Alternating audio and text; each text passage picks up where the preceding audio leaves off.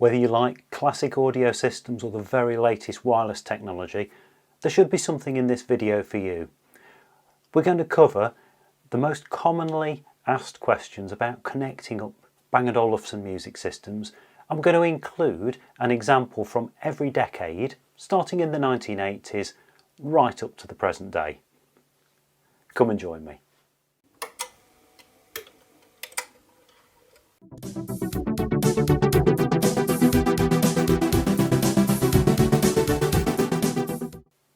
If you don't know me, my name's Steve from Sounds Heavenly. I'm a brand ambassador for Bang & Olufsen, which is a result of my lifelong enthusiasm for their products. As well as that, my day job involves running a cabling company that supports Bang & Olufsen. And what I do is basically find solutions to help B&O owners connect and make use of their products in new and innovative ways. So I answer on average about 100 emails a day. I've taken 5 of the most popular questions, one from each of the last 5 decades, to cover some of the things that I get asked most regularly. Now we're going to start back in 1986 with the Beolab Penta Mark I speakers.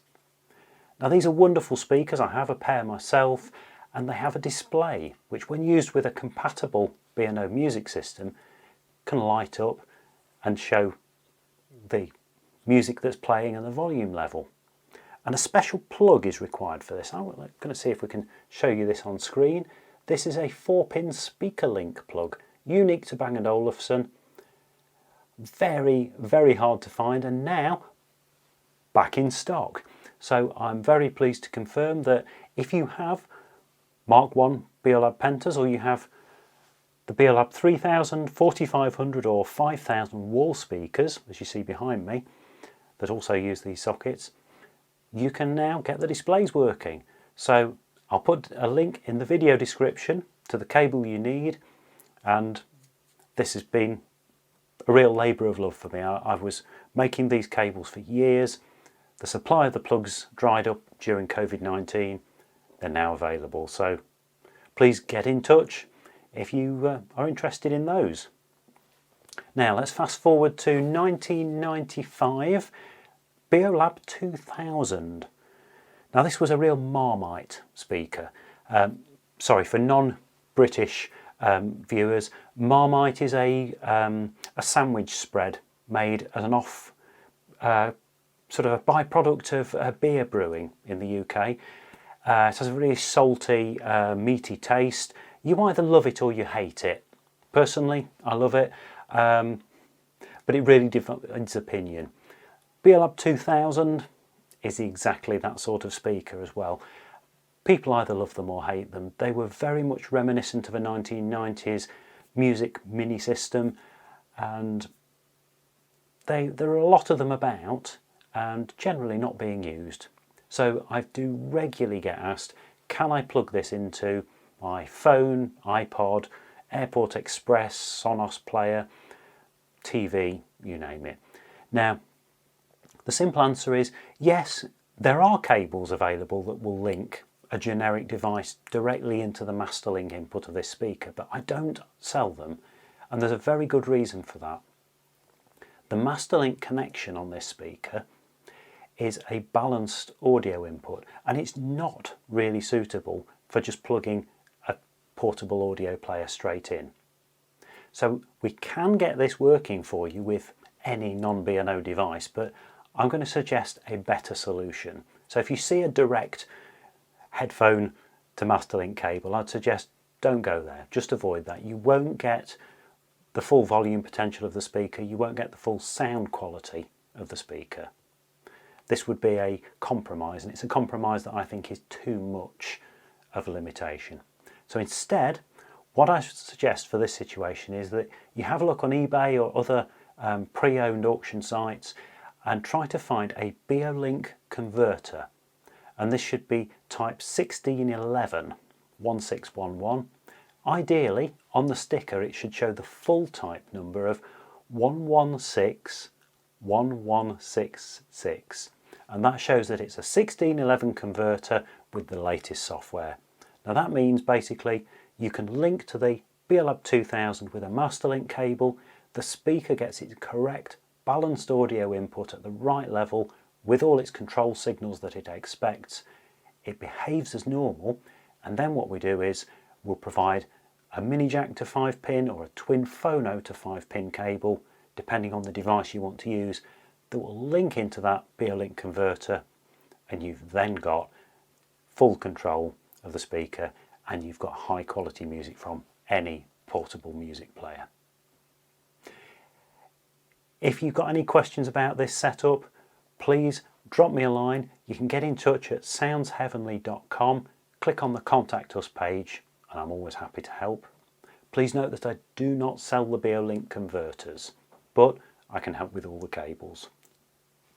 Right, so that's covered the 1980s, the 1990s, 2003 next. Beolab 5, Bang & Olufsen's superb, groundbreaking flagship digital speakers. B&O's first fully digital loudspeaker, and so I'm often asked what's the best way to connect them. They have a choice of 3 inputs: analogue power link via 8-pin DIN cables, analogue RCA phono line input, and digital RCA phono coaxial input. Now, if you have a system that has a digital output, whether that be Beosound 9000 or something like Sonos Connect or Bluesound Node 2i, in every case please use the digital output. Beolab 5 speakers, they sound superb however you connect them, but if you listen to them on their analogue inputs, whether that's power link or line, and then switch to digital, it almost feels as if a blanket has been lifted from the speakers. They have an extra sparkle and clarity via the digital input that just isn't there when they've got an analogue source connected.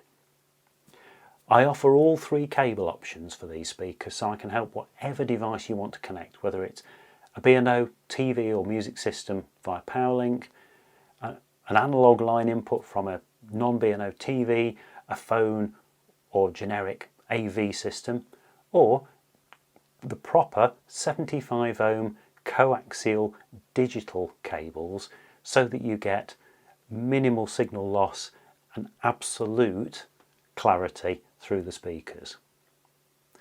I'll put some links to the cables in the video description, but please get in touch again at soundsheavenly.com if you've got any questions about the best way of connecting Beolab 5s for the best sound, and I'm always happy to help. So let's see, that was the early 2000s, the 2010s. So in fact 2010 is the year we're heading to. We're going to look at Beosound 8. Now I was really fortunate to be able to hear something of the sound tuning of this great little portable speaker in the Cube, Bang & Olufsen's anechoic chamber in the factory at Struer. Really quite an amazing little speaker at the time, and still in use in a lot of cases to this day, because it had auxiliary inputs via red and white RCA sockets on the back. It's great for connecting in extra music sources, and the most popular option at the moment by far are Beogram turntables that really are having a resurgence.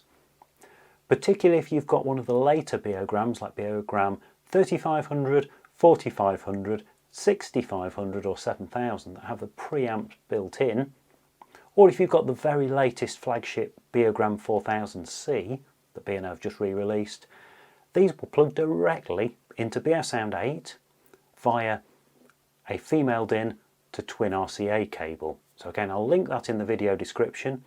Also, if you have the later A8 speaker or an early A9 speaker with the red and white inputs, the same cable can be used. So that's great for vinyl lovers. If you want to resurrect your turntable and get it playing through your speaker, I can help. Now, let's see, we've gone 1980s, 1990s, early 2000s, 2010, we need the 2020s. So let's look at 2020 and 2021, the new wireless speakers that Bang & Olufsen have built under their Mozart software platform, as they refer to it, which are the Emerge, the Level and the Balance. Now I'll have a video coming up very soon about an upcoming software update that will let you wirelessly stereo pair two of these speakers. So please watch the channel for that, subscribe if you haven't already and you'll be the first to know. But in the meantime, let's talk about wired stereo pairing. Now what you can do is either put a generic music system into two of these speakers, or you can use a classic music system, a Beosound 9000 for example, and even older, something like a Beomaster 3500 from 1990, which is what I use at home.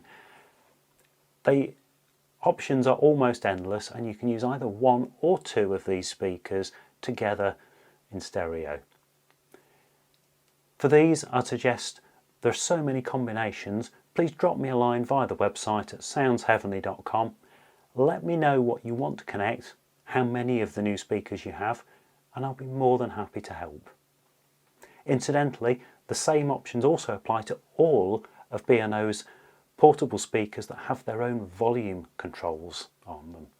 So this includes, you'll see I'm looking at a crib sheet off screen, we've got the S3, the Beoplay A6, the later models of the A9, the Stage, the Shape, the Edge, the M3, the M5, first generation Beosound A1, Beosound 2, Beolits 12, 15, 17 and 20, as well as the Emerge, Balance and Level.